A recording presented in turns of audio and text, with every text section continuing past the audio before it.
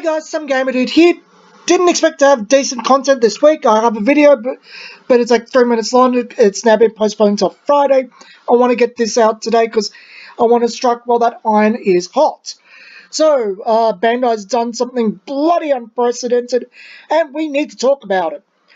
Booster Pack Crosswords concerning the Turn 2 Kill Bionic Strike Mecha Frieza decks. For those who don't know, Mecha Frieza reduces cards in extra cards in your hands, basically spells, by 1.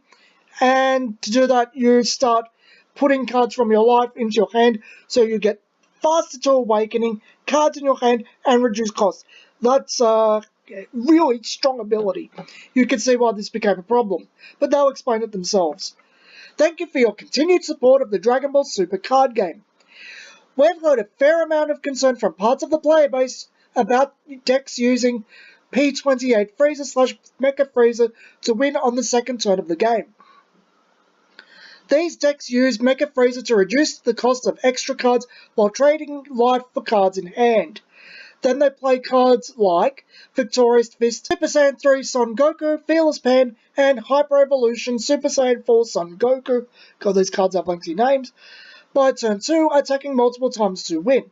So in other words, they're going really fast with Rush with hyper powerful cards. That Goku is very, very strong, the Super Saiyan 4 one, and putting the opponent in a position where they really just can't cope if they mount any type of offensive. Unless you're prepared for it, you're screwed. And Bandai will say this as well. Most of the messages we've received have expressed concern that this strategy is so fast that unless you play decks specifically designed to counter it, winning against it is nearly impossible. And people have every right to be concerned about this. Games where games where you have scenarios where you have one deck and things that can beat that deck are not exactly healthy. Everyone is right, and it restricts what people can play. They have no choice, and it's a waste of time playing at that point. Players are rightfully concerned that this will result in a degenerate and unbalanced play environment. I'm really surprised they used the word degenerate there. You don't hear actual designers use that word. It's true, and I think the game is well and truly on its way to reaching a degenerate state if something isn't done.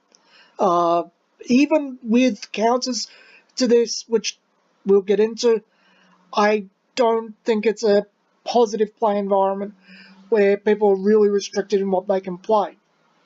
For the most part, the first 2 sets you've been able to do well with who you like, because everything's been pretty much across the board. There's a few outstanders, but it's pretty okay. You have to get into pretty high competitive play to start getting into only certain things are viable. But for your locals, things are pretty fair. As the design team, because this is written by the designers, our view of the situation is as follows. Though the deck has an extremely strong strategy in turns 2 through 3, it has a hard time winning after that, particularly if its battle cards are removed.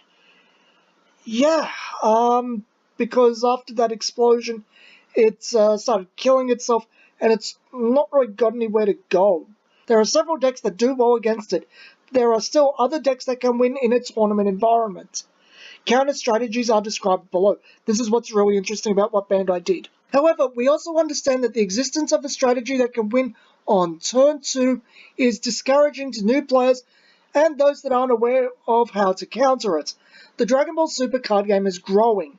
More players are learning the game and getting involved in the community on a daily basis. For this reason, we're keeping a watchful eye on Bionic Strike Mecha Frieza going forward. Mecha Frieza will be officially added to our watch list.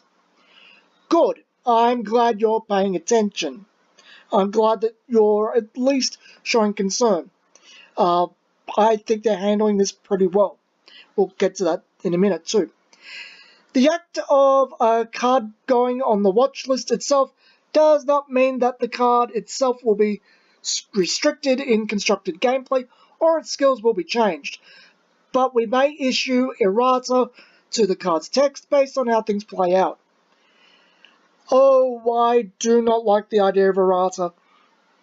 If you're familiar with Scores slash Panini's Dragon Ball card games, they do this errata thing quite a bit. It is annoying. It is very, very annoying. I prefer things to just be banned most of the time. I understand why you would errata things, but I think you have to release most recent printing versions of it. Otherwise, you just make people have to bring big documents with them, and it's, as I said, annoying.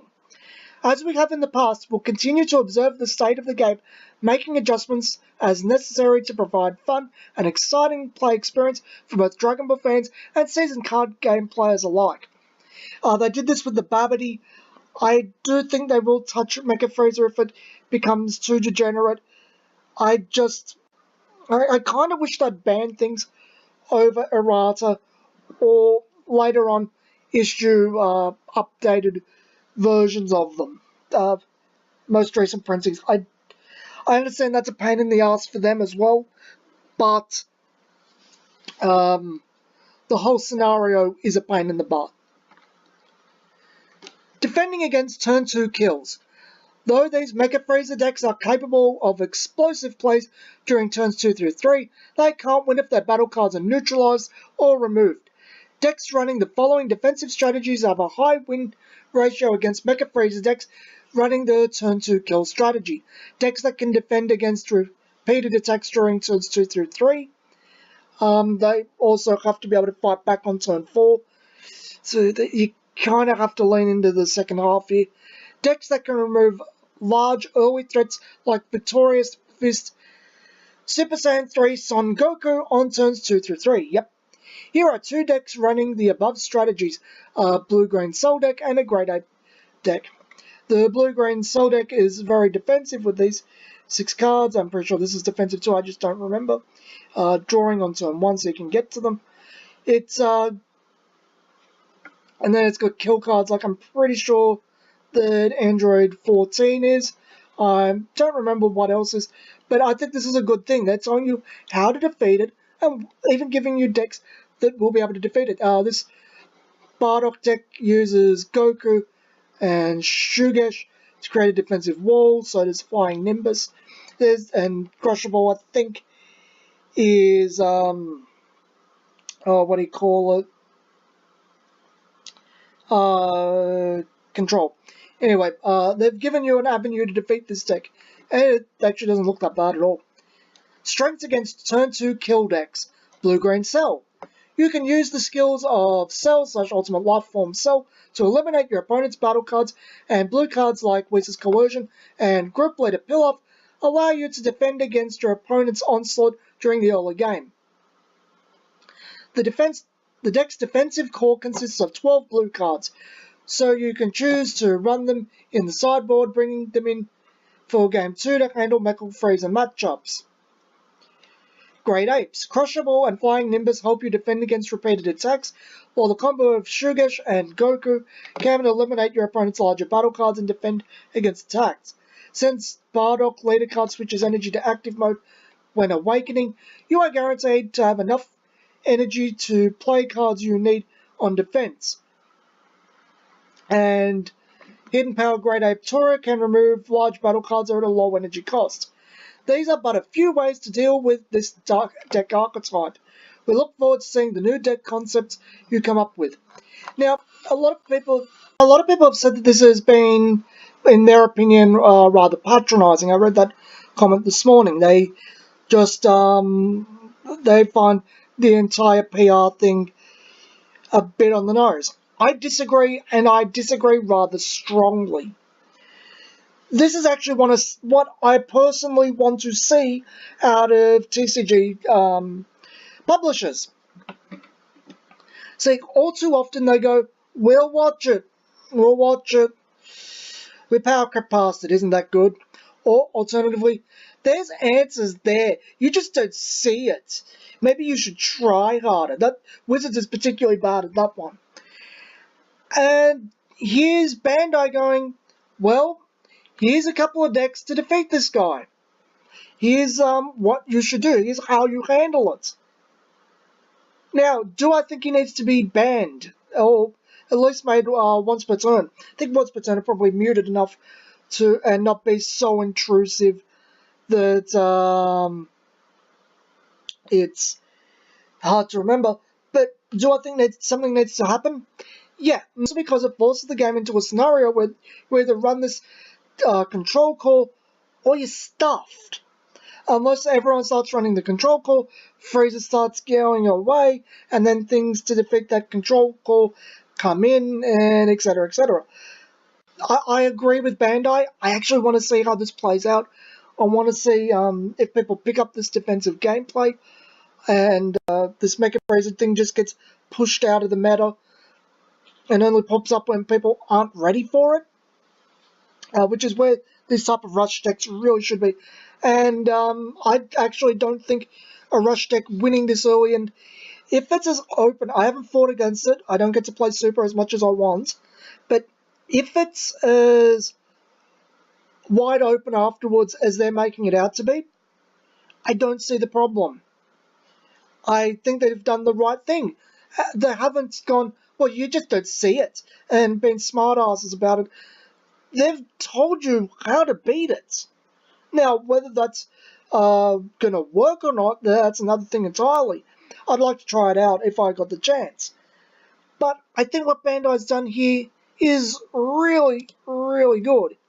I really, really like what they've done. I like how they've handled this. And I think people should stop being so hard on them right now. I'm all for being really hard on CCG producers. You've seen this channel. You know I like being hard on them. But there's no reason to be hard just yet. If Frieza stays a problem and their advice is BS, or the rantings of someone who has no idea what they're doing, or alternatively, Set 4 makes more other bigger problems, we've got more reason for concern. But right now, this is the only thing in the game that's been of concern. People thought it could be a concern from the moment it released. I don't think Bandai thought that people would be so averse to running defensive packages as they have been. Likewise, look at the defensive package that people they're suggesting playing. It's really only what 10 cards, 10 cards total. Because what 4 to 4. It's not that big of a package, guys. You get my point. You could probably run those defensive packages in everything. Supreme Kai of Time, the super combo from set 3. That's also a decent option. It's not a bad option. Because let's go to the card list. I'm pretty sure the Supreme Kai of Time, because Pan can't get it on D. Yeah, it only gives it to the card she brings out. Let's just look up the Supreme Kai of Time character. Just go Supreme Kai of Time, that'll be the easiest way to do this. Oh jeez, the computer's being a bit slow because of the recording. Supreme Kai of Time. Where is she? Supreme. Nope, that's not Supreme Kai. And we have to load it again. Okay, here we go. Come on, go a little bit down. So that's Supreme Kai of Time. There we go. Search for her. Yeah, here she is. Super combo. When you combo this card, if you have 5 or more cards in your warp, you can do that by turn 2 with the Bardock. It gains plus 10,000 defense for the turn. So you can, with the warp cards, get out things really quick. 5 cards in warp is not the hardest thing, and it gives you that aggressive early game if you wanted, and you're not using resources. I think Bardock is a decent choice here, because where's Bardock from the deck? Where is he? I probably should have thought about what I would put in this video before, but where is it? There we go, Dark Invasion. Oh, it'd be Masked Sand, wouldn't it? I forgot how that works. Mighty Mask, Mask of Sand, there we go. Yep, Mask of Sand. Chop 3 in your thing, you go in for critical. It gets a +5 if you've done specific cards. So you can start going on the aggressive with him, then you can do that on 1 and 2. Probably use something with a Warp 3, turn 1 and turn 2. I mean, Overwhelm 1 and 3 for turn 1 and turn 2. And then use the Supreme Kai of Time. I don't think Mask of Sand's exactly bad at this either. But anyway, I just think we should all see how this pans out. I think for the I think for the moment, Bandai has a pretty good handle on things. I just agree with them. I want to see how things play out. Anyway, this has been Some Gamer Dude. I'll see you guys next time.